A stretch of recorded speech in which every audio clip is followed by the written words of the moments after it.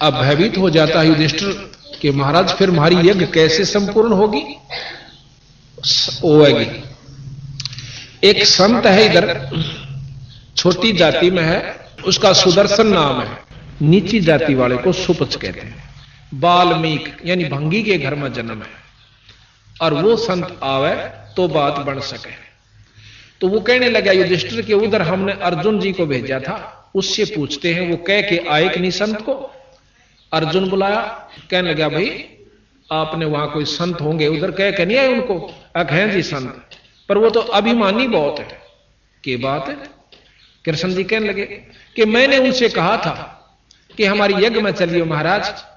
तो वो कहने लगे कि 100 यज्ञ का फल मुझे दे जो पहले, तब मैं थारे यज्ञ में भोजन पान चालू, क्योंकि तुमने इतने पाप कमा रखे से और उसके उपलक्ष्य में तुम ये धर्म कर रहे हो, भाई हम भोजन खाने नहीं जाएंगे। तो आपने क्या जवाब दिया? मैंने ये जवाब दिया। भीम कहने लगे, तो भीम ने से कहा, तो उन्होंने बोला जी वो तो न्यू कहने लगा कि 100 यज्ञ का फल दे मैं जब चालू। मैंने कहा कि मारी तो प्रथम यज्ञ, और देख लियो थारी इच्छा होता आ जाओ, आपने तो उल्टी आंट लगा दी।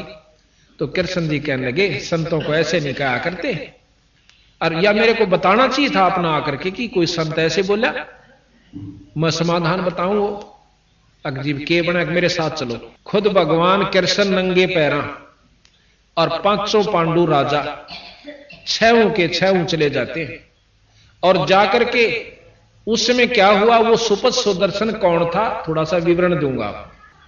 वो सुपच जो था वो सुदर्शन बंगी जाति में, छोटी जाति में। वैसे संत तो हम तो नहीं मानते जात को, पर जो फीत लागगी वह कहनी पड़े। वाल्मीकि महर्षि भी हो गए, पर भी वाल्मीकि कहना नहीं छोड़ा उसका।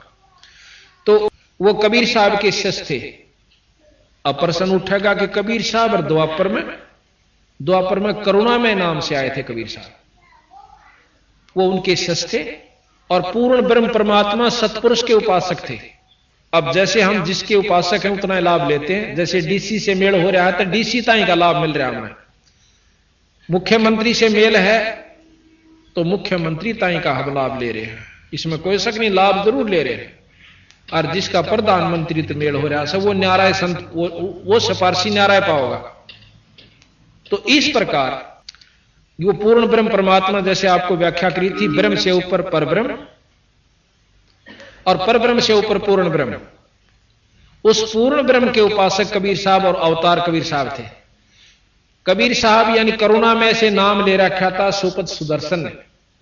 उस दिन जिस दिन कृष्ण भगवान और 5 वो पांडव उनको बुलाने के, आमंत्रित करने के लिए जाते हैं, तो कबीर साहब ने अपनी शक्ति से उस सुपच सुदर्शन को कहीं दूर भेज दिया किसी कामवश, और वहां उसका रूप बनाकर खुद बंदी छोड़ बैठ जाते हैं।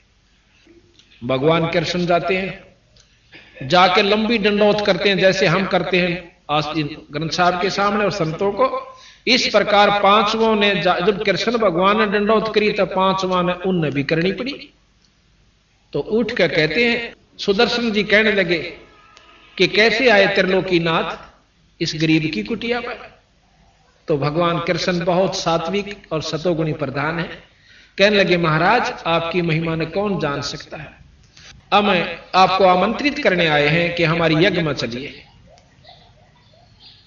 तो भगवान कबीर साहब कहते हैं, सुदर्शन कहते हैं कि भगवान कृष्ण बात ऐसे है कि ये भगत जी आया था 4-5 दिन हुए जब भीम का नहीं, क्यों भीम तो न्यारा पछाण में आवे।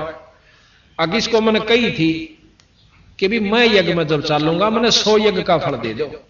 कि भगवान कृष्ण तो सारी जाने थे, ने बोले महाराज आप ही की वाणी है, क्योंकि जो कबीर साहब ने शास्त्र ईब लिखे हैं ये चारों युगा में लिखाए हैं जो के तो आपकी वाणी है कि संत मिलन को चालिए तज माया अभिमान, और जो जो पग आगे धरे ओ हे यज्ञ समान।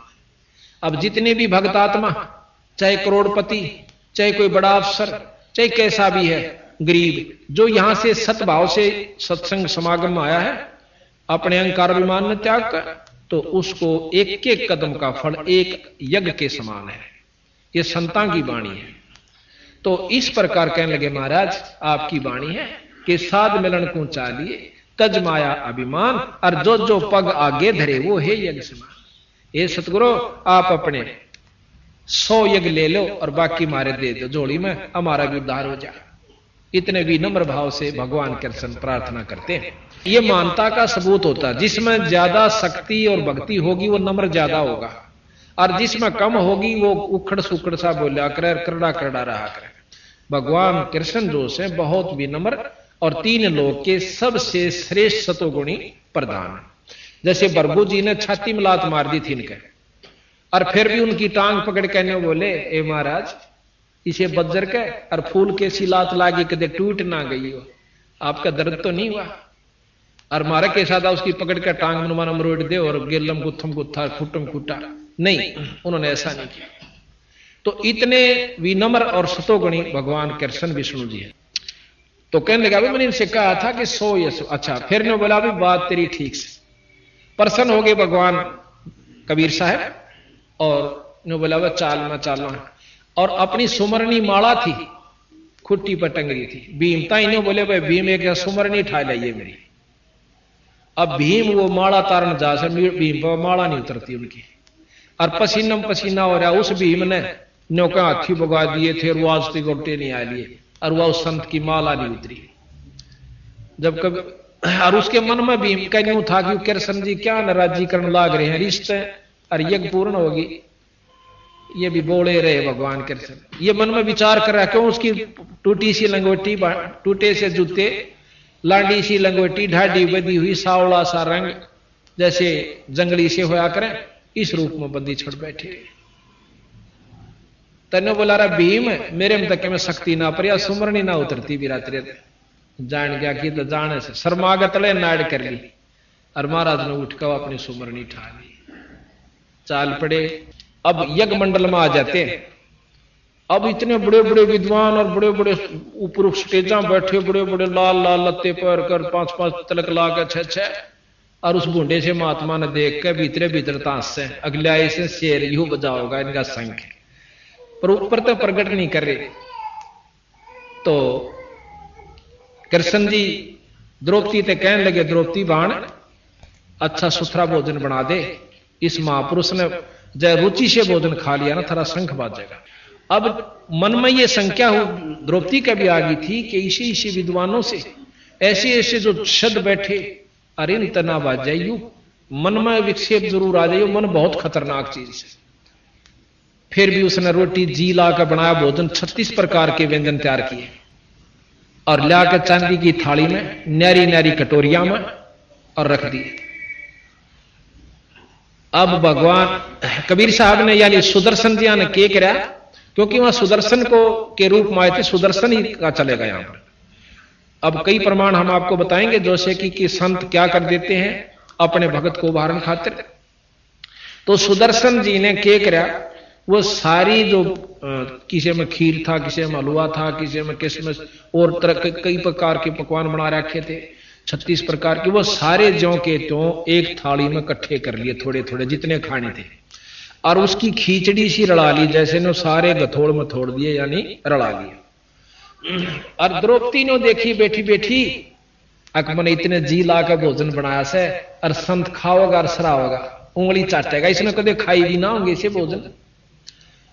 और जब उसने नो देखा कि मेरी तो 2 घंटे की आंख फुड़ाई चूल्हे आ गए दुम्मे में, और इसने जो है ना यू सारा जो है खिचड़ी बना ली, इसने स्वाद का भी ना बेरा, यू कित के शंख बजावेगा, यू गलीज, यानी मन बहुत कसूता कह रहा के विचार कर गई 1 सेकंड में कि इसने जो ना खान का भी ना बेरा, यू कहां के संत शंख बजावेगा, इसने लाए इसे पकड़ के। ये बहुत कसूता है। मन के मते ना चालिए, मन है पक्का दूत, और ले डूबे दरिया में फिर जात छूट।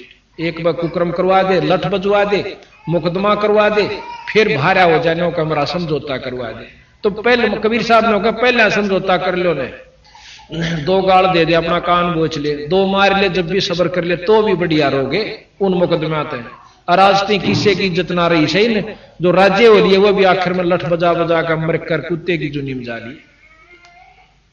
तो भाई द्रौपदी के मन में बहुत विक्षेप आ गया।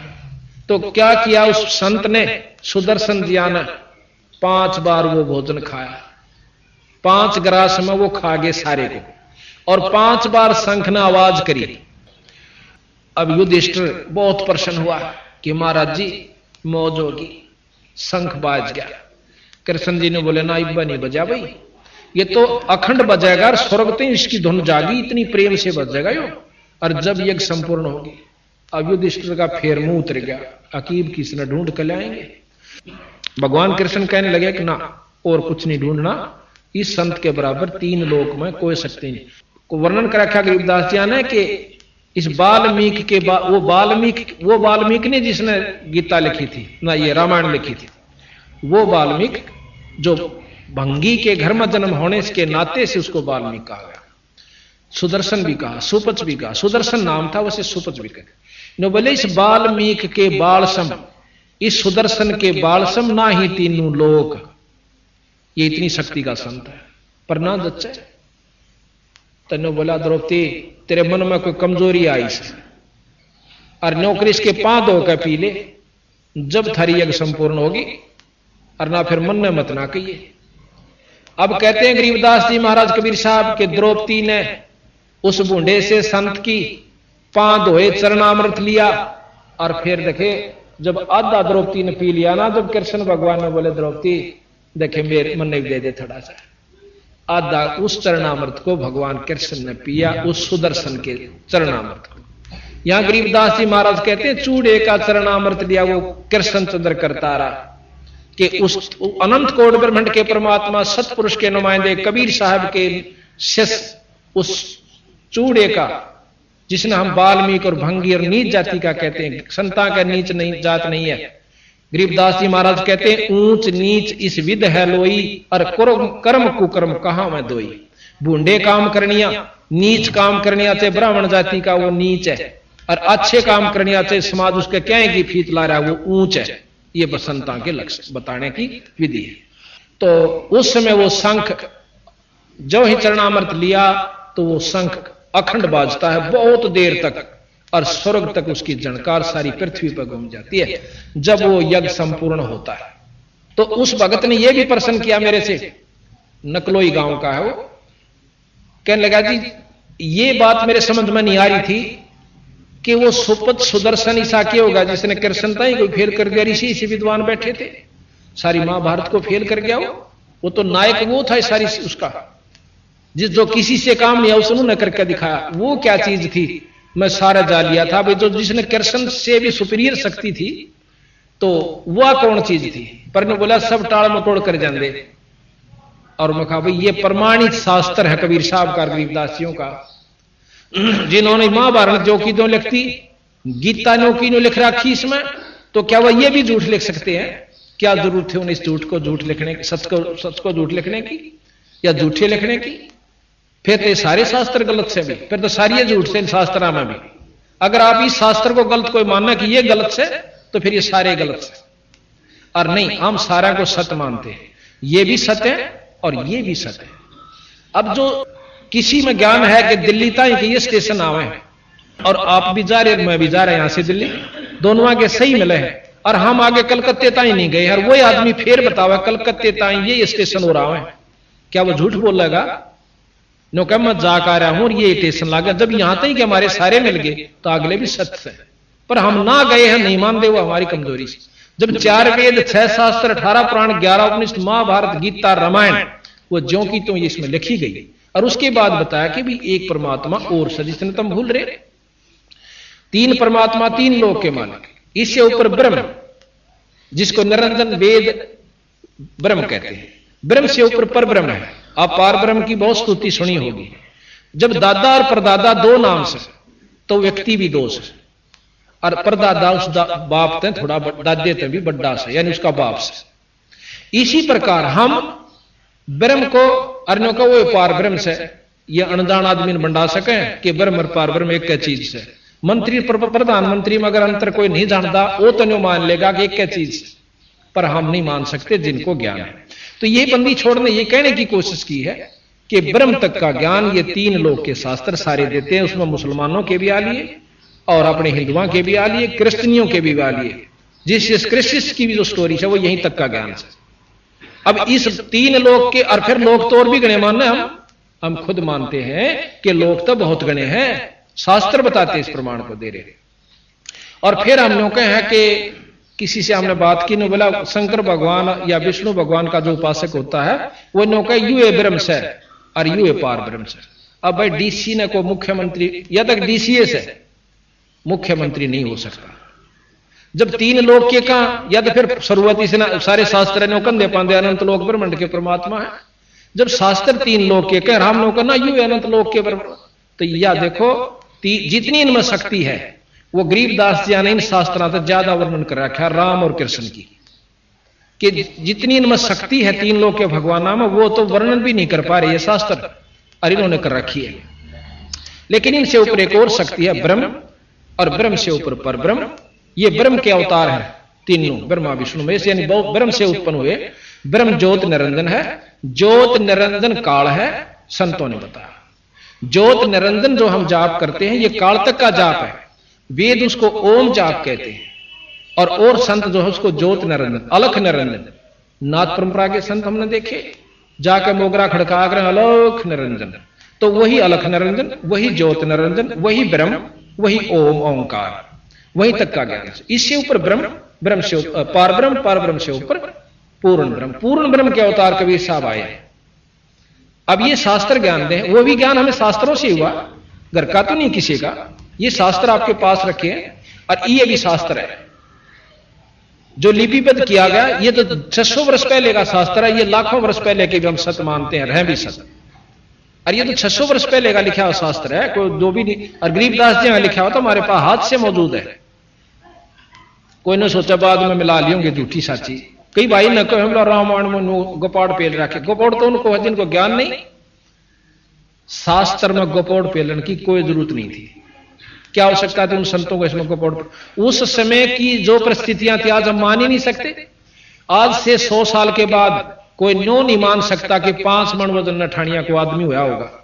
और आज से 30 साल, 40 साल, 50 वर्ष पहले आम व्यक्ति 5 मन वजन न ठाकर छात पचट जाया करते थे। और आने वाले 100 साल में कोई इस बात ने स्वीकार नहीं कर सकता कि कोई 5 मन वजन ठानिया क्यों ऑर्डर रह जाएंगे प्योंद सी। गरीबदास जी ने लिख रखा है इसमें कि जब कलयुग का अंत होगा 15 वर्ष 20 वर्ष की उम्र रह जाएगी मनुष्य की, और 5 उसमें से खंड होगा।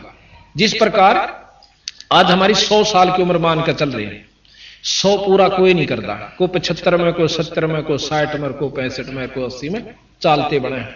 तो अंत जब होगा जब 20 साल की उम्र रहेगी और 5 उसमें से खंड होगा, 15 साल मर पड़ के पूरे होया करेंगे। इतने कसूते यहां पर दुख होया करेंगे, दुख तई होना हो चुके शुरू। और आने वाले समय में तो इतना दुख इस जीव को हो जाएगा, यहां कैर हो जाएगा हर जीव के ऊपर, चाहे मनुष्य है चाहे दूसरे। तो 15 साल की उम्र होगी, 20 साल की जिसमें 5 खंडा, और 5 साल की लड़की के बालक होने शुरू हो जाएंगे।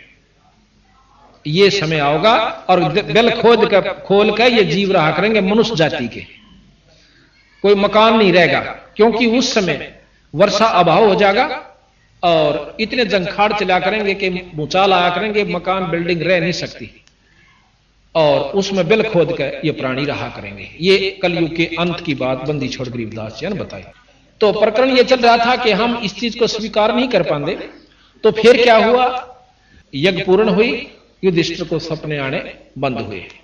यज्ञ धर्म करने से कर्म, शुभ कर्म बढ़ जाते हैं, माड़े कर्म खत्म नहीं होंगे। या भूल मत करियो कि कोई नौका मैंने यज्ञ कर दिया और पिछले पाप कर्म खत्म हो गए। यज्ञ का फल अलग से मिलेगा और पाप कर्मों का अलग से मिलेगा। धर्म का जैसे यज्ञ क्यों करवाया गया, जिस प्रकार सब्जी में मिर्च ज्यादा हो जाए और वह ना खाई जाती होता है घी घेर ले, पर जो अवगुण मिर्च का सब भीतर शरीर में जाकर अवगुण मिर्च जरूर करेगी, खा जरूर गए। नमक जैसे ज्यादा हो गया, उसमें घी डाल लिया, वो भी कम हो जाएगा, लेकिन नमक अंदर जो डिफेक्ट नमक ने या फायदा करना वो जरूर करेगा। इसी प्रकार हम पुण्य कर्म जो करते हैं, पाप कर्मों को, जैसे भाई अच्छे धर्म कर रखा, आज वो करोड़पति हो गया, इस दुख से बचा, पैसे की कमी ना रही, लेकिन जो और उसके भाग्य के कर्म से वो भोगने पड़ेंगे। उसका बालक भी मर जाएगा, टांग भी टूट जाएगी, अधरंग भी मारेगा, अंधा भी होगा, चाहे करोड़पति के चाहे अरबपति हो। वह कर्म अलग से, वो सुख न्यारे कर्म का से। तो यहां तीन लोक की व्यवस्था का प्रधान ये है कि जिसे कर्म जीव करेगा वो भोगने होंगे। और ये बंदी छोड़ महाराज कहते हैं हमारी शरण माए पाछे, उस पूर्ण पर सत्पुरुष की शरण माए पाछे और सच्चे नाम का सार नाम का जाप करनी है पाए, ये पाप कर्म खत्म हो जाया करे। अब यह बात नहीं जचा थोड़ी सी कि इनमें के शक्ति होगी कि ये खत्म कर दें, ये कर सकें, और तीन लोक की व्यवस्था में ये कर्म खत्म नहीं हो सकते। क्यों? फिर गीता का ज्ञान झूठा। और ये प्रमाणित से त्रेता युग में रामचंद्र जी ने बाली मारा था और द्वापर में श्री कृष्ण के रूप में आकर उसका बदला देना पड़ा। अपने कर्म ने खुद भगवान विष्णु नहीं काट सका, वो भोगे से रहा। तो इनकी उपासना से आप अपने कर्म कटवाण की दबाट देखियो मत। ये कबीर साहब कहते, मैं नहीं कहता ना, ये गरीबदास जी के। हाँ, इनकी उपासना सुख जरूर मिलेगा, जैसे मार्गदर्शन गीता जी में किया, वेदों में कर रखा। इसके अनुसरण अगर आप करोगे तो आप इस तीन लोक में सुखी हो सकते हो, पर जन्म मरण की बीमारी तो फिर भी नहीं बच सकते। ये कबीर साहब। आज तक हमने कथाएं पढ़ी, शास्त्र ज्ञान किया, रामायण पढ़ी, महाराज भगवान राम का ज्ञान हुआ, कोई बात नहीं। और इष्टवादी होकर के हम उसके, जैसे भगवान कृष्ण जी ने कि हम लीलाएं पढ़ते हैं, उसमें कई ऐसी लीलाएं भी हैं जो कि आम व्यक्ति उसको स्वीकार नहीं करता और अच्छा व्यक्ति नहीं मानता, लेकिन हम उसको गलत नहीं मानते। तीन लोक के जो परमात्मा होगे वो जो चाहे सो कर सके। कहते हैं गरीबदास जी के सैंस गोपी का भोग कै फेर जती कह लाया, और ऐसे त्रिभुवन राय हैं एक जाके पाप लगा नहीं, ऐसा त्रिभुवन राय। कृष्ण भगवान 16,000 गोपिकाएं के साथ भोग विलास किया। अब कई भाई कैसे कि जब वो इतने खोटे कर्म करा करता, क्या कहा भगवान? अब इस बात में हम नहीं पढ़ते, वो भगवान तो वो था, तीन लोग के उपासक थे परमात्मा, और लीलाएं ये सारी सत असत माननिया अपनी कमजोरी में से। अब हमने उस ज्ञान को मिलाना है कि कहां तक कौन सा ज्ञान हमें श्रेष्ठ और कहां ले जाएगा। अब क्या हुआ कि बाली जोश है त्रेता युग में मारा रामचंद्र जी ने, विष्णु अवतार जी ने, और फिर द्वापर में बालिया झिमर ने भगवान कृष्ण के पांव में भाल मारा तीर, और भगवान कृष्ण अपने शरीर को छोड़कर और लोक में जाने लग गया। जब वो स्वर्ग में जाने लगा उस समय उसने अपने 500 प्रिय भक्तों को, पांडवों को बुलाया। सबने कहा कि महाराज ये क्या हो गया, जुल्म हो गया, किसने मार दिया, ला उसको अभी खत्म कर देते हैं। कृष्ण जी ने बोले ना, जो हो गया यूं तो होना था भाई। उन्होंने, और वो वहीं बैठा बालिया झिमर, हाथ जोड़े, महाराज मेरे से गलती होगी, मेरे से, मैंने तो कोई पशु समझा था। भगवान कृष्ण के पांव में एक पद्म का निशान था जिसमें बहुत चमक होती है, और मैंने वो पांव पे पांव रख के ऐसे महाराज लेटे हुए थे किसी वृक्ष के नीचे, और उसके जो फुंगड़ों में कह, झुरमटों में कह, उसने सोचा कोई मृग बैठा है इतनी मोटी आंख वाला, और उस आंख समझ के उनके पांव में तीर मार दिया। तो कहे महाराज मेरे से गलती हो गया, क्षमा कर दो, मैं पापी जीव हूं, मैंने नहीं पता था भगवान है। ने बोला ना भाई गलती नहीं हुआ करती। भगवान कृष्ण ने उसे बताया कि ना भाई तेरा मेरा पिछला हिसाब किताब था, मैं रामचंद्र था और मैंने आप अपने स्वार्थ वश लाओ परमार्थ वश लाओ कुछ भी बात बनाकर मैंने आपका वध किया था। आपने पूछा था कि मेरा बदला कब दोगे, क्योंकि तीन लोक के अंदर अदला बदला जरूर है। तो मैंने कहा था कि भाई त्रेता युग में, द्वापर युग में दूंगा। तो मैं अपना आज बदला दे चुका हूं और कोई तेरी गलती नहीं। अब युधिष्ठिर भी वहां सुन रहे थे और अर्जुन भी वहीं खड़ा था, सारे खड़े थे। फिर वो बालिया झिमर चला जाता है, बालिया झिमर चला जाता है। फिर कृष्ण भगवान कहने लगे अभी पांचों मेरी बात ध्यान से सुनो। पांचों पांडवों से कहने लगे क्या अर्ज है महाराज कि तुम पांचों भाई हिमालय में जाकर तप करो, पांचों जने जाकर हिमालय में तप करो और अपने शरीर को वहां खत्म कर दो, गाड़ दो, गड़ा दो। अब अर्जुन प्रश्न करता, युधिष्ठिर नहीं बोलता। न बोले महाराज के कारण हो गया, हम अपने शरीर को हिमालय में क्यों गड़ाएं, के कारण से? तो वहां कहते हैं भाई सत्संग में बात नहीं करें, कोई ध्यान से सुनो, जितनी देर सुनो, और आप नहीं अच्छी लगती तो आराम करो जाकर के, या नहीं बोलना किसी ने। तो युधिष्ठिर जी कहने लगे, अर्जुन प्रश्न करता है कि महाराज हम हिमालय में क्यों गड़े जाकर, हमें कोई कारण बताओ कि आपने जो महाभारत में पाप कर्म किए हैं वो आपके समाप्त नहीं हुए, अपने शरीर को कष्ट दे करके वहां गाड़ दीजिए और आपके ये पाप कर्म कम हो जाए। अब वहां कबीर साहब कहते हैं कि अर्जुन ने हाथ जोड़कर कहा कि भगवान, आपने गीता में सबसे पहला यही कहा था कि आपके ऊपर कोई का पाप कर्म लागू नहीं होंगे, और ये हमने फिर आप यज्ञ करी, उस समय भी आपने कहा था यज्ञ कर दो आपके पाप कर्म खत्म हो जाएंगे, 2 बार यज्ञ करी, और तीसरी बार आप फिर कहते हो कि वहां पाप कर्म गड़ जाओ सारे और तब करो आप खत्म हो जाएंगे। कहते भगवान आपकी लीला हमें समझ में नहीं आई। अब कोई बात नहीं, समझ में ना आई आप ये काम करो। अब ज्यादा बोलने की हिम्मत नहीं होती क्योंकि बहुत विद्वान थे, भगवान अपने 100 लोग को चला जाते हैं। अब कबीर साहब कहते हैं यहां तक के तो ज्ञान शास्त्र देते हैं, अब आगे का मैं बताऊं। 5 पांडव हिमालय में गड़ जाते हैं। युधिष्ठिर जो है केवल उनका पंजा गड़ता है, वो सह शरीर अपने पिता के पास चले जाते हैं। ये 5 कौन थे? युधिष्ठिर धर्मराय का लड़का था, जो लेखा जोखा करता धर्मराज, उसका पुत्र था। यहां नाटक करने के लिए आए थे। जिस प्रकार एक फिल्म के अंदर करोड़पति का लड़का एक रिक्शा चलाता है और रिक्शा में वो सही रोल कर रहा है, कति रिक्शा पुलर का और गरीबी का, और भाई जिस ढंग से वो रहता है, एक भिखारी का कर रहा है, वो सही रोल कर रहा है। वो ना तो भिखारी है उस पिक्चर में, पर पिक्चर देखनी है वो बिल्कुल सच लग रहा है, आनंदित भी हो रहे हैं, दुखी भी हो रहे हैं उसके दुखों में। तो ये इसी प्रकार वहां से ये 5 महाशक्तियां आई थी अर्जुन जी के साथ, कृष्ण जी के साथ। युधिष्ठिर धर्मराज का लड़का और भीम पवन देव का लड़का और अर्जुन इंद्र जी का लड़का। और ये जो 2 थे नकुल और सहदेव, ये अश्वनी देव के लड़के थे। ये चारों के चारों तो नरक में डाल दिए, कबीर साहब बताते हैं, युधिष्ठिर को छोड़ के। युधिष्ठिर अपने पिता के लोक में चला जाता है, धर्मराज के लोक में। अब वहां जाके कहता है कि मेरे भाई कहां हैं, क्योंकि ये ममता जोसेफ बहुत देर तक, अब एक सफर में भी हम काफी देर रह ला, एक स्कूल में जो 2 साल 4 साल 10 साल इकट्ठे पढ़ ले, जब वो न्यारे न्यारे चले जाते हैं तो कभी ममता जरूर उमड़ेगी कि एक बार फेट का जिनका अच्छा सुख रहा हो, मिल के आओ। तो इसी प्रकार भगवान युधिष्ठिर जी कहने लगे कि अपने पिताजी से कि वो मेरे भाई कहां हैं।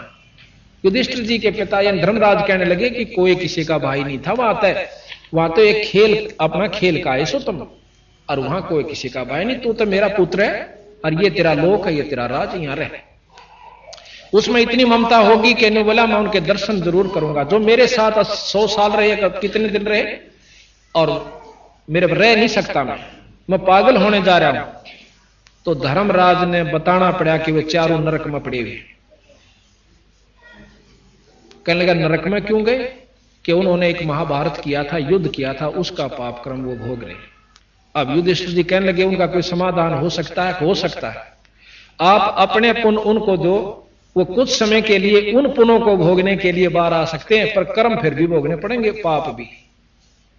आप अपने पुण्य दे सकते हो और उनको बाहर निकलवा सकते हो कुछ समय के लिए, जितना वो पुण्य दोगे, उनके बाद फिर उन्होंने वो कर्म फिर भोगने पड़ेंगे। न बोला जी एक बार बाहर कटवा दो, न बोला जा भाई तेरे पुण्य जाएंगे इसमें, अग जान दो, कि ममता बहुत बुरी चीज होती है।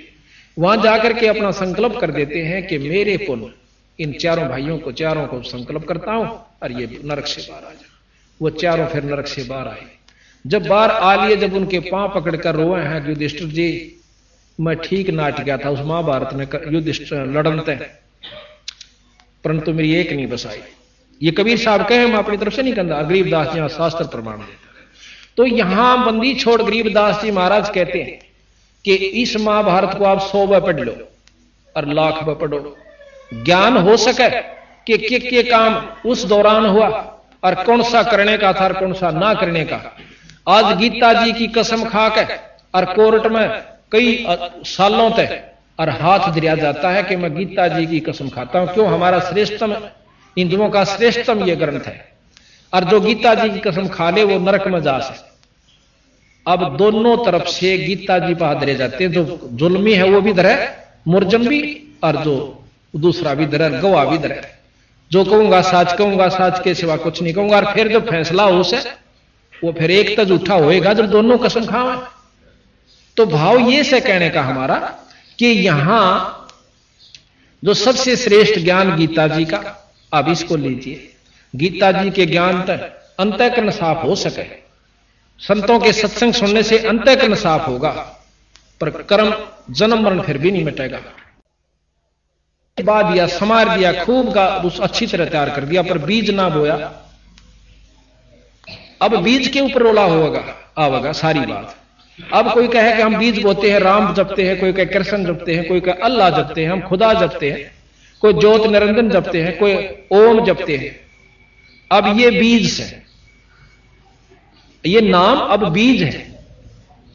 अब जिस नाम का जाप जिस ढंग से करोगे उसका लाभ आपको वहीं तक का मिलेगा। राम और विष्णु भगवान का लाभ लेने के लिए राम और कृष्ण का जाप बंदी छोड़ना नहीं बताया। ये आदरण की दृष्टि से आदरणीय ये नाम है, पर मुक्ति के नाम राम और कृष्ण या ये नहीं है। उनका आदि नाम जो जब से सृष्टि रची थी, कृष्ण कोई आज का नहीं है, जब से सृष्टि रची थी ये तीनों देवता बने आए थे। इन तीनों का आदि नाम सतनाम स्वरूप है। ब्रह्मा जी का सतनाम वो हम जाप करते हैं रोजाना, और हमारे बच्चे भी जाप करते हैं प्रतिदिन 108 बार। 108 नहीं, 108 गुना में 4, 432 बार एक इष्ट ब्रह्मा का। और विष्णु जी का आदि नाम इसमें लिख रखा कि जब तक सृष्टि रची थी उस समय विष्णु जी का यू नाम था। अब मेरे 100 नाम धर लो आप, पर असली नाम तो असली रहेगा। बैंक में तो पैसे कटाऊंगा तो उस असली नाम पे लिख देंगे। और कितनी स्तुति करें जाओ मेरी, या मैं भी करें जाऊं अपने नाम की प्रधानता, पर नाम असली एक कैसे सतनाम बोल रहे हैं उसमें, वो सतनाम को आवाज है। विष्णु भगवान का भी सतनाम एक से जो इसमें लिख रखा है कबीर साहब ने और गरीबदास जी, और शंकर भगवान जी का भी सतनाम है। जब से ये आए थे जिस नाम के ये वश है, ये लाभ देते हैं। वश क्या चीज होती है कि एक मंत्र होता है, आम नाम तो नहीं लाभ मिलता। जैसे एक मंत्र होता है कि सांप को यहां बैठा गारडू बुला सकता उस मंत्र के पढ़ देने से, और से उस नाग की कितनी स्तुति कर लो सांप की, तू कोबरा से, तू फणधारी से, तेरी मोटी मोटी आंख से, तू लंबी पूंछ डाला से, कितने गीत गा लो वो सांप नहीं आवेगा। और वो मंत्र बोल दो, कति स्तुति ना करो, वो वश है उसके, वो टुड़क टुड़क वहीं आ जाएगा। इसका प्रमाण है, एक बार कहते हैं युधिष्ठिर राजा परीक्षित जब शरीर छोड़ गया सांप के डस जाने से, उसकी पुत्र जन्मेजय ने एक अश्व में एक यज्ञ करवाया। किस प्रकार का कि उस यज्ञ में ये सब सर्प नष्ट हो जाने चाहिए, इस सब सर्प नष्ट हो जाने चाहिए जिसने मेरे पिता को डसा, वो तक्षक तक भी। अब बड़े बड़े पंडित विद्वान आए, वो कहने लगे हमारे पास ऐसे मंत्र हैं, हम यहां बैठे और जितने भी सांप पृथ्वी के सबको इसमें हवन कर सकते हैं। जन्मेजय इतना बदले की भावना थी कि सबको नष्ट कर दो, सर्प जाति नहीं रहे। हवन शुरू हुआ, हवन कुंड के वो मंत्र बोले गए। पृथ्वी पर जितने भी सर्प थे आकर के नो लेंडे के लेंडे, यानी टोड़ के टोड़, गुच्छे के गुच्छे और हवन कुंड के अंदर भस्म हो रहे हैं। जन्मेजय प्रसन्न होता है। लेकिन जब कहने लगे जी पृथ्वी पर कोई सर्प नहीं रहा, जो सारे इसमें भस्म हो चुके हैं, तो तक्षक फिर भी नहीं आया जिसने उसका पिता डसा था। कहने लगा वो कहां है? एक विद्वान ने ध्यान लगा, यहां से समाधि लगाकर बता दिया कि उसने इंद्र के पास शरण ले रखी है। अब हम तो थोड़ी सी बात आड़े दिनों बता देना, तेरा मकान का मुंह नोन से हमने कहा कि वो ले भाई तो पूर्ण संत है। और गरीबदास महाराज कबीर साहब उनको भी फेल करते हैं कि जो यहां बैठे ने बता दिया कि इंद्र लोक में क्या हो रहा, विष्णु लोक में। ये जानकारी होने से क्या आत्म कल्याण हो जाएगा? तो फिर क्या हुआ, उसने बताया कि जो तक्षक है उसने इंद्र जी के पास शरण ले रखी है। नो बोला उसने भी बुला दे, कोई सा मंत्र पढ़े, यहां से मेरे पे कितना पैसे ले लो, और वो तक्षक यहां जाना चाहिए। एक पंडित बहुत विद्वान और साधक था, ने बोला जी मैं बुला दूंगा। उसने मंत्र पढ़ने शुरू किए तो वो तक्षक जो था वहां से खिसकना शुरू हुआ। उसने जाके इंद्र से प्रार्थना की कि मैं तो खिंचा जा रहा हूं, मेरी रक्षा करो। ने बोला मेरे सिंहासन के लिपट जा। इंद्र के सिंहासन के लिपट गया। फिर वो उसका मंत्र फेल हो गया। ने बोला जी भाई अब उसने शरण ले ली जी, कति इंद्र सिंह इंद्रासन के नीचे लपटा हुआ है। ने बोला भाई सा विद्वान है जो इंद्रासन समेत यहां ला दे। ने बोला मेरे पास एक और खड़ा हुआ है। ने बोला जी मेरे दो रस पढ़ देता हूं भी। और किम में ले लिए इसका। कहते हैं उसने वो मंत्र शुरू किया और इंद्रासन उठना शुरू हुआ। इंद्र ने आवाज लगाई, अर्ज करी भगवान विष्णु से कि मेरे राज को बचाओ, आपने दिया हुआ राज आज मेरा नष्ट हो रहा है, न्यू हो रहा है। तो फिर विष्णु भगवान ने एक ऋषि, उसका नाम मैं भूल गया, वो भेजा कि उसको समझा दे भाई देखी तेरा बदला बतेरा हो लिया, ईब तो माफ कर दे। उस ऋषि ने आकर समझाया भाई विष्णु भगवान का संदेशा है और इसको क्रम ना तू बंद कर दे। तूने लाखों मार दिए, एक ना है तो कोई बात नहीं, और उसको तो नहीं मत मार। और इतने पाप कर्मा न किधर के ले जाएगा तू सिर पे। तो कहने से वो मान जाता है और तक्षक की जान बच जाती है। अब महाराज गरीबदास कहें कि इसे शब्द और इसे मंत्र बोलनी है और ईब कोई बोल देने एक सांप न बुला देता हम क्यों के समझ लिया उसने। तो उनको भी महाराज कहें ये गधे की जुनी में जाते हैं जो ऐसे साधक है। और हम थोड़ा सा नो कहे कि इतनी ऊंचा उठ जाया करे बस क्या क्या कहने। तो ये जो हमने ना तो ज्ञान का बेरा और ना अपना साधक साधना, तो हम इनको सब कुछ मान बैठे जो कति मानन के नहीं थे। अब हम साधकना के ऊपर आते हैं तो उन पांचों उनके सत नाम है। इस प्रकार इन नाम के वो वश हैं और इस नाम के जाप करने वालों को उनको ये नाम देना पड़ता है।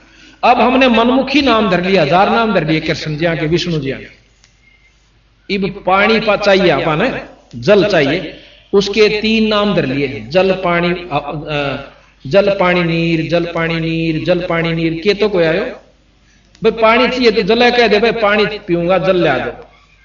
और न्यू बेवकूफ बनना तो कोई सा लगता नहीं। गरीबदास जी कबीर साहब कहते हैं कि जल पानी नीर, जल पानी नीर, और भी धर ले वाटर, जल पानी वाटर, जल पानी। ये कोई तो कोया एक का नाम तेरा अगर सही उसका सह तो भाव ये से कहने का कि हमने ना तो ज्ञान का बेरा और ना अपनी साधना, और शास्त्र पढ़ने लग जाए आदमी पागल हो जा। आखिर में नो का भगवान सही नहीं, वो उस मोड़ जा रहा है, वो उस तोड़ जा रहा है, वो नो का विष्णु बड्डा है, विष्णु शंकर पुराण का है, शंकर के बराबर कोई शक्ति नहीं। तो हम ये शास्त्र आपको पढ़ के सुनावांगे क्योंकि 7 दिन का समागम है, ये एक नहीं। ये मेरे पास विष्णु पुराण, शिव पुराण और सत्यार्थ प्रकाश, महाभारत, रामायण, गीता जी, ये सब के रखे हैं। इनको पढ़ के सुनावांगे और फिर इस गरीबदास जी में लावांगे। इन जो लिख रखा है वो बिल्कुल 100 का 100 सत्य है। जब ये सत्य हो सके तो जो इन और बता रखी ऊपर की वह कौन सी गलत हो जाएंगे कि साधना एक और करनी है जो आप नहीं करते। बोल सतगुरुदेव की। अभी आपने सुना कि जिस प्रकार तो उस भगत जी ने मेरे से प्रश्न किया था कि मैं इस बात को नहीं जान पाया आज तक कि सारी महाभारत को फेल करने वाले वो सुपत जी कहां से आ गए। जब उसको ये जानकारी हुई, क्योंकि गरीबदास जी महाराज कहते हैं अनंत कोट ब्रह्मा हुए, अनंत करोड़ हुए ईश, और साहेब तेरी बंदगी से यो जीव हो जा जगदीश। तो उसको बताया कि भाई परमात्मा कबीर साहब के अंदर वो शक्ति है कि उनके सतनाम को जाप करने से ये जीव भी पी बन जाता है। जो 3 लोक के परमात्माओं में शक्ति होती है वो सतगुरु के उपासक हंस में हो सकती है। अब हम आपको ये बताने की कोशिश करेंगे कि कबीर साहब में क्या शक्ति थी। जिस प्रकार हमने भगवान राम और कृष्ण जी को ईश्वर संज्ञा में ले रखा है, उनकी लीलाओं को सुनकर, उनकी महिमाओं का जानकारी हो जाने से उनने के काम करे, क्या क्या किया, कि गीता जी के ग्रंथ का उन्होंने हमें ज्ञान दिया, उसको हमने बहुत श्रेष्ठ ज्ञान मानकर भी उनको ईश्वर संज्ञा में लिया। दूसरा यह है कि उन्होंने अपने पिताजी को कैद से छुड़वाने के लिए कंस का वध किया और जैसे पूतना को जहर दूधी का जहर लगाकर मारने के लिए पूतना गई थी, भगवान कृष्ण ने उसको खत्म कर दिया और मरे नहीं। और भी बहुत से कितने राक्षस गए थे, उनके काबू में भगवान कृष्ण नहीं आए। इन शक्तियों की जानकारी हो जाने से, लीलाओं के ज्ञान से हमने उनको ईश्वरीय संज्ञा में ले लिया और इसमें कोई शक नहीं। इसी का प्रमाण बंदी छोड़ कबीर साहब तथा गरीबदास जी बतावे हैं कि ये तीन लोक के परमात्मा थे। अब हम आपको कबीर साहब की लीला बताएंगे। गरीबदास जियों ने जो भी वो देखा था अपनी आंखें तय, यानी सुरत की आंखों से, अंतःकरण की आंखों से, बाहर की आंखों से काम नहीं चलता। बहुत से पथ भ्रष्ट समझो, मार्ग से भ्रष्ट हो चुके हैं जो भक्तजन, वो केवल आंखों से ही नो कहीं इन आंखों से दर्शन करवा देता हूं भगवान का। तो इसका मतलब है कि जो अंधे हैं वो तो इन आंखों का दर्शन कर ही नहीं सकते। वो तो परमात्मा, सूरदास जी तो ईश्वर के दर्शन कर ही नहीं सके था। वो आंखें और हैं जिनसे ईश्वर के दर्शन होते हैं, परमात्मा के दर्शन हो सकते हैं। तो उन आंखों से कबीर साहब ने गरीबदास जियों को वो ऊपर के मंडल दिखाए और जो उन्होंने देखा वही यहां पर लिख दिया।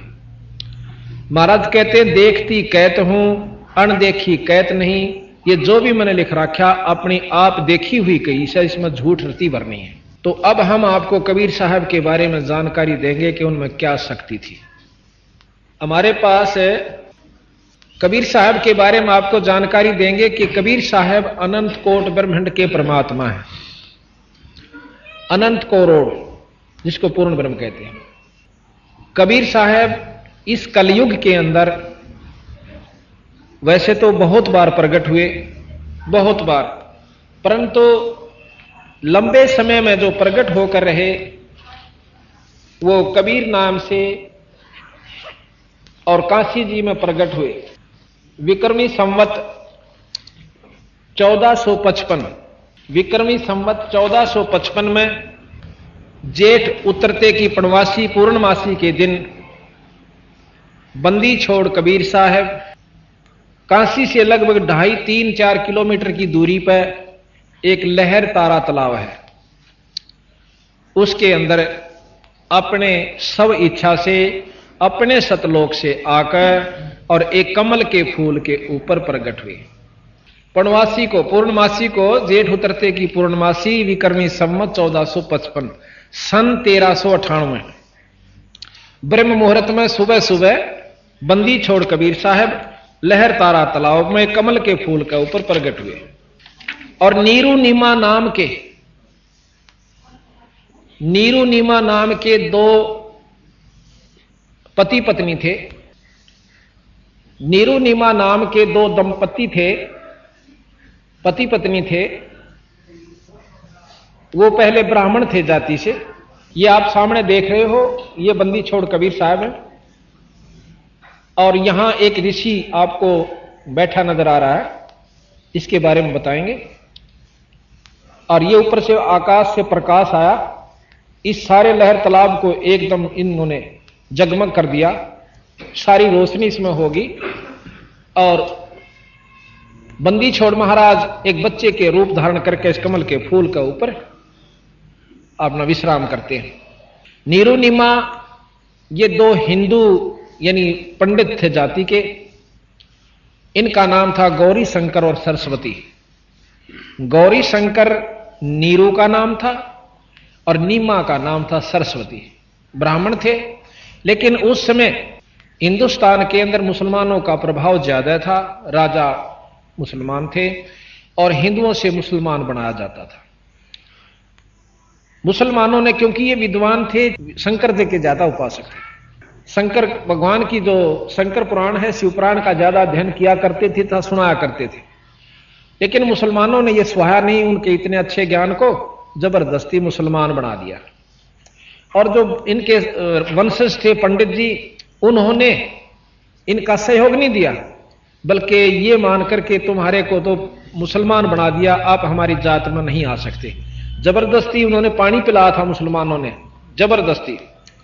और उस दिन के बाद उनको हिंदू समाज ने उनको रिजेक्ट कर दिया, यानी वो अपने समाज से निकाल दिया। अब उन्होंने देखा कि मुसलमानों वाला काम तो हमारे बस का नहीं, ना हम मांस खा सकते और ना हम नमाज पढ़ सकते। उन्होंने फिर भी अपने इष्ट की उपासना ज्यों की तो रखी और एक ताणी बुनने का काम शुरू कर दिया। अब जैसा कर्म कोई करे वैसा ही उसको नाम दे दिया जाए। जैसे हमने देखा कि एक जाट एक जगह चिनाई का काम कर रहा ठेकेदार के पास, उसको सब मिस्त्री के, जाट को वहां कोई नहीं कहा था। एक पंडित बहुत गरीब था, उसने किसी ने सलाह दे दी कि मैं तो दिल्ली में अपना खोल ले दुकान नाई की, नाई की दुकान खोल ली, तो वहां उसको नाई कहेंगे, पंडित जी कोई नहीं कहेगा। तो जैसा भी हम कर्म करते हैं उसी के नाम से हम प्रसिद्ध हो जाते हैं, जाने जाते हैं। तो उनका क्या हुआ जी, उन बेचारा ने अपना ताणी बनने का काम शुरू कर दिया। पहले आम घर में हुआ करती, दरीदारी तय आम छोरी बहू बनाया करती थी, आदमी भी बना। इधर सरसा जिले में हम गए थे, वहां पर अब भी खड्डी बनाई हुई उन्होंने, अपनी दरी आप बनाती हैं बहनें, लड़कियां बहन खेस बनाती हैं। लेकिन वो उन्होंने एक विशेष उसका साधन वो बेचनी शुरू कर दी महाराज के पिताजियों ने अपना रोजी रोटी के लिए। तो उनको जुल्हा नाम दे दिया, जो खाडी का काम करे वो जुल्हा जाना जाता है। उनका संतान कोई नहीं थी। कहते हैं एक उन्होंने गंगा में नहाना भी बंद करवा दिया पंडित जियों ने कि यहां आप स्नान नहीं करा करोगे। वो नहाने के लिए लहर तारा तालाब पर जाया करते। उसमें कहते हैं उस समय गंगा का कुछ पानी रिस्क है और आता था, वो भरा रहा करता था, बहुत स्वच्छ निर्मल जल से, बहुत लंबा चौड़ा सरोवर था। तो वो उड़न आया करती जा करके, दोनों जने मुंह अंधेरे जा करके। तो ये सुबह सुबह जा रहे थे, जब नहाने लग गए तो उन्होंने देखा कि एक लड़का कमल के फूल के ऊपर है और पांव मारने लग रहा पानी में। क्यों, थोड़ी थोड़ी सी सूर्य रोशनी प्रकाश होने लगा। तो उसी समय निम्मा ने नीरू अपने पति से कहा कि आप एक देखियो बच्चा डूबेगा। अब नीरू ने कहा कि इस जल में भी इसने बच्चा दिखा है, क्योंकि संतान नहीं है, बेचारी पागल हो रही है। उन्होंने बोला इस जल में बच्चे का क्या काम, अगजी जल्दी देखो देखो डूब गया, वो डूबेगा बच्चा। अब उसने भी इतनी कराट से कहा तो एकदम नजर गई, सामने देखा है तो कम से कम भी बहुत ज्यादा पानी उसमें और बहुत दूरी पर, लगभग 50 फुट की दूरी पर बच्चा नजर आवा। अब वहां पर ना तो कोई औरत धरका आ सकती और जच्चा तो भी ना बढ़ सका उस पानी में। तो भाव ये सब लोग वैसे मनमुखी बना रखा। कई भाई कहें से कि वो तो एक विधवा ब्राह्मणी का हुआ था, शर्म की मारी की तत गेर गई थी, एक टोकने में पाया था, नो पाया था। ये सब बनावटी बात से कति नरी झूठ है। नो कहे बिना माँ बाप का पैदा ही नहीं हो सकता। जब शुरू में सृष्टि रची जब कैसे हुई थी, कौन था, माँ था कि बाबू था, पहले विचार करिए। वो परमात्मा बना भी सकता है और आप भी आ सके, इसमें कोई आंट मानन की आवश्यकता नहीं। और जिस परमात्मा पर पाबंदी होगी नो नहीं कर सकता तो भगवान नहीं है, ईश्वर संज्ञा में नहीं है, वो जो चाहे सो कर सके। तो जी वो भाग के अंदर गया और समेत फूल उस बच्चे को ले आता है। आज कबीर साहब एक कमल के फूल के ऊपर है और लहर तारा तालाब के अंदर आए। वहां पर नीरू जो है, नीरू भाग करके अंदर से उस कमल के फूल में थे और सदा फूल उठा लाता है और नीमा को दे देते हैं। ये साथ में नीरू खड़ा है और ये इधर महाराज कबीर साहब को लिए नीमा खड़ी है सरस्वती जी, जो कि जिनका पहला नाम सरस्वती जी था। तो अब उसने निकाल तो लिया बच्चे को, फिर उसके याद आई अक्तन तो चाड़ा कर दिया। पहले तो हमारे को हिंदू से मुसलमान बना दिया और अब हम इस लड़के ने ले जाएंगे तो हो सकता है वो लोग हमें ताने देकर बुरी अच्छी कह करके और किसी राजा को सिखला करके कहीं से हमें देश निकाला ना दे दें। तो क्या करें? उसने नो कहा अपनी पत्नी नीमा से कि इस लड़के ने यहीं डाल दे, हम नहीं ले जाएंगे। अब औरत की आत्मा बहुत नरम होश है, ने बोली जी मेरे प्रति बालक नहीं गिरा जा सकता, ये बच्चा मेरे से नहीं पढ़ सकता, क्योंकि मां ने बेरा होश है कि नवजात शिशु और इसके मां नहीं बाप नहीं, कितनी बुरी हालत में ये तड़फेगा मरेगा। ने बोली जी देख मैं तो इसने छोड़ नहीं सकती। तो ये क्षोभ आ गया आखिर में नीरू जी कि मैं तेरा थप्पड़ मारूंगा और इसने गेर यहीं पे, या फिर रोने लगी बैठ कर, बोली कुछ नहीं। इतनी कराहट देख के माई की तो बंदी छोड़ कबीर साहब एक दिन के शिशु बोलते हैं, कहने लगे भगत जी मैं आपके लिए सतलोक से आया हूं और मुझे घर ले चलो, आपको कोई कुछ नहीं कहेगा।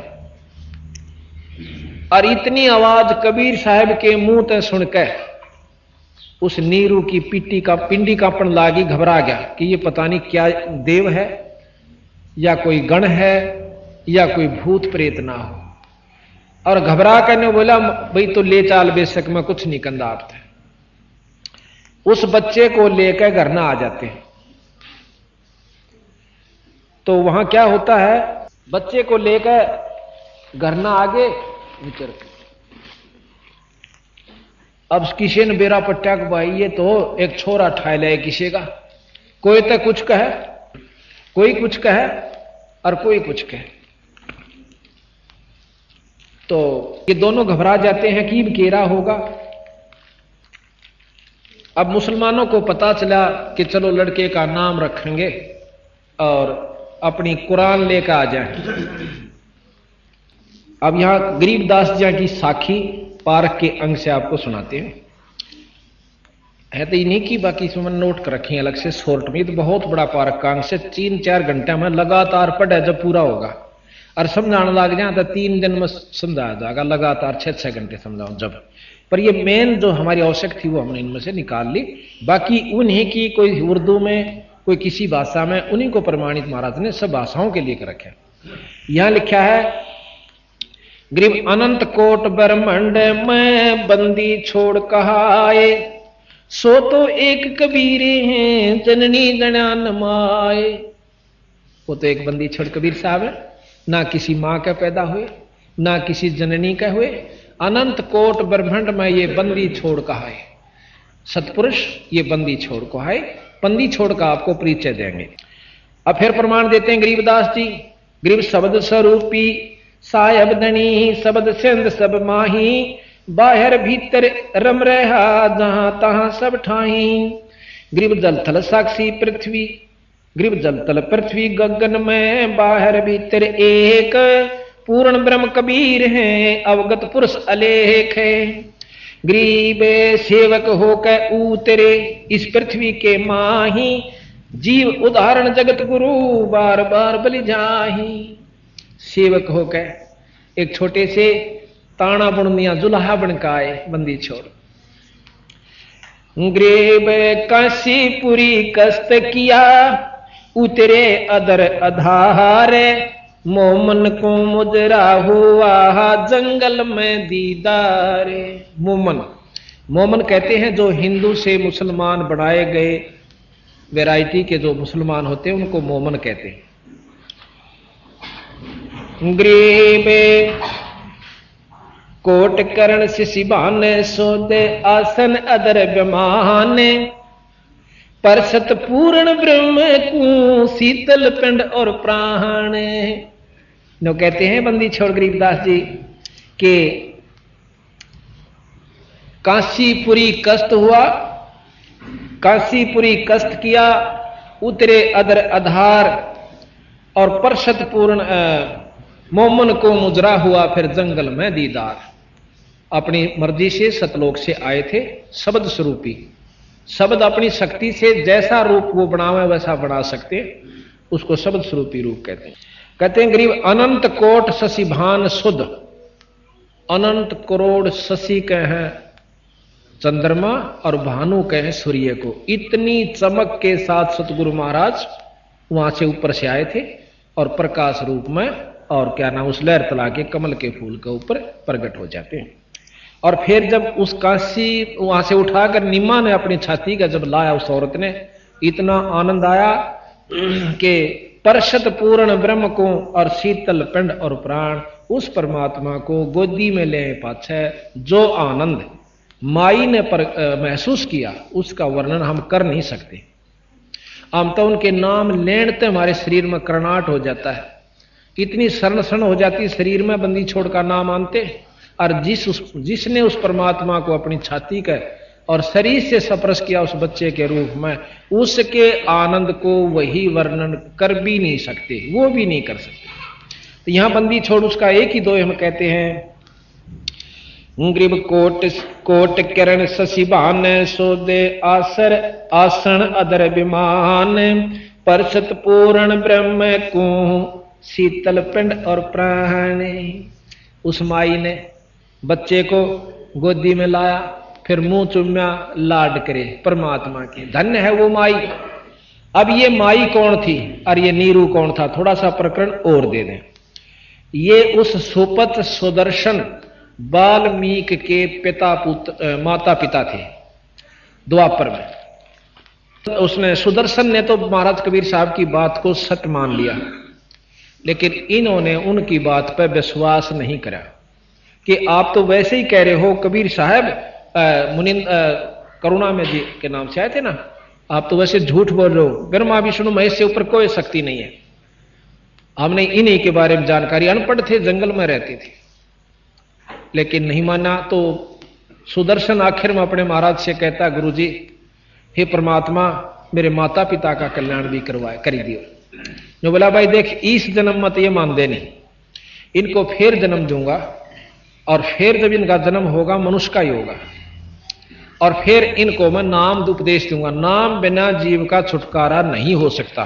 नहीं तो परमात्मा कबीर साहब खुद भगवान आ रहे थे, सारा गेल ले जाते सतलोक में और सब ने सामने दर्शन दे रहे थे। कबीर साहब परमात्मा थे। जब इन्हों दर्शन तय अगर मुक्ति होती होती इबन तो सारे जा लेंदे। एक नियम से परमात्मा का नाम भजन करना पड़ेगा और वो भी सच्चा नाम जो कबीर साहब ने आगे प्रचलित कर रखे। तो जी वो नहीं माने। दूसरा जन्म उनका ब्राह्मण और ब्राह्मणी का हुआ। उसमें भी महाराज कबीर साहब इनको मिले थे ऐसे ही, एक बच्चा वैसे ही मिल गया था जैसे रास्ते में चलते हुए। तो कबीर साहब जब 5 साल के 4 साल के हुए तो इनको कहने लगे कि आप मेरी बात का यकीन करो, मैं आपको नाम दूंगा और आपका गुरु बनूंगा, आप नाम लो और पार हो जाओगे। पर इनका फिर भी विश्वास ना हुआ कि और बालक ने हम गुरु बनावे। तो उनका वो शरीर भी खत्म हुआ कुछ दिनों के बाद जो पूरे हुए।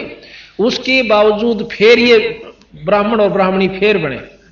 जब कबीर साहब ने तो ये मानना नहीं हो क्यों, फिर ब्राह्मण ब्राह्मणी का घमंड उच्च जाति का ऐसा काम बना कि मुसलमानों ने उनको पहले ही ऐसा कर दिया कि उसमें अभिमान नहीं छोड़ा और औलाद नहीं थी। फिर इनको लहर तालाब प्रकट हुई। हाँ, पहले जन्म में जब महाराज जी इनको मिले, इनको कहने लगे आप नाम ले लो, तो ये नहीं माने। तो 5-7 दिन के बाद महाराज उनके सामने के सामने अंतर ध्यान हो गए थे, दिखे नहीं उनको। उसके बाद वो पुत्र रहित भी हो गए थे और बहुत पछताए थे, रो रो कर रुदन मचा दिया था कि हमने नहीं बेरा था, आप इतनी महान शक्ति हो। फिर महाराज ने अगले जन्म में फिर मिले एक बच्चे के रूप में, जैसे अभी वर्णन किया। तो उनको महाराज कहें जो जन हमारी शरण है ताका हूं मैं दास और गेल गेल लाग्या रहूं जब लग धरनी आकाश। फिर कहते हैं भक्ति बीज जो होवे हंसा तारू तास के कोत्तर वंशा। एक भी कुणबे में अगर सच्ची भाव ते कबीर साहब को मानता है, नाम ले रखा पूरे गुरु तक, तो उन्होंने उसके 101 पीढ़ी न पार करूंगा। ये प्रमाण दिया सतगुरु ने कि उसके मां बाप को भी महाराज पार करके ले गए और इस रूप में आकर ले गए। तो यहां ग्रीब काशीपुरी कष्ट किया, गृह में गोद लिया मुंह चूम कर, कोट हेम रूप झलकंते जगर मगर काया कर दमक पदम अनंते। हेम रूप जैसे हेम कहे बर्फ न, और स्नो व्हाइट का आकरण बहुत कति बर्फ के साथ सफेद, इतना बंदी छोड़ का चमकीला शरीर था। कहते हैं गरीबदास जी महाराज, गरीब गोद लिया मुख चूम कर हेम रूप झलकंत जगर मगर काया कर दमक पदम अनंत। गरीब काशी उमटी गुल भया मोमन का घर घेरे, कोई कह ब्रह्मा विष्णु है कोई कह इंद्र कुबेर। जब बंदी छोड़ के इसे सुंदर शरीर में छोटे से बच्चे के देखा, को तेनो कहे तो ब्रह्मा के शादी कैसे इतना तेज हो मैं बच्चा, कोई विष्णु कोई इंद्र कोई कुबेर और कोई कहे तो कोई देवता से। गृह में कोई कहे ये वरुण है कोई कहे वरुण धर्मराय है, कोई कहते है ईश, 16 कला सुभान गति, कोई कहे जगदीश। गृह बे भक्ति मुक्ति ले उतरे, मेटन तीनों तापे, मोमन के डेरा लिया, कहे कबीरा बापे।